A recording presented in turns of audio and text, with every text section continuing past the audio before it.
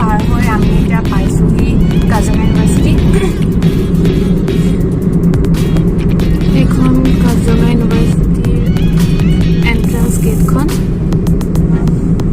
আৰু কাজিৰঙা ইউনিভাৰ্চিটি পাৰ হৈ আমি এতিয়া পাম চুকাফা সমন্বয় ক্ষেত্ৰ।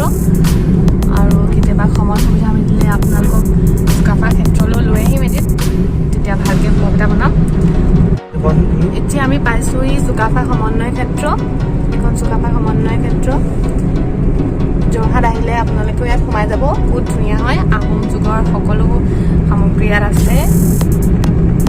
তাৰপিছত আমি এতিয়া গৈ আছোঁ যোৰহাট। তাৰপিছত পালোহি আমি মৌবন্ধা তিনিআলি।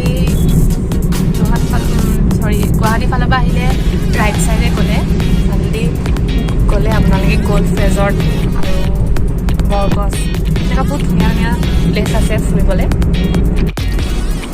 এতিয়া আমি আহি পালোহি যোৰহাট বাইপাছৰ পৰা সোমাই আহিলোঁ।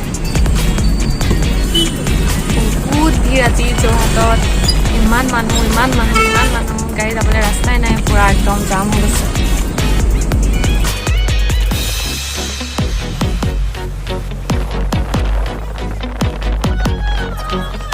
আমি কচুৰি গলিত বজাৰ কৰিবলৈ যাওঁতে ঠাকুৰবাৰীত হনুমান মহোৎসৱ পতা দেখিলোঁ।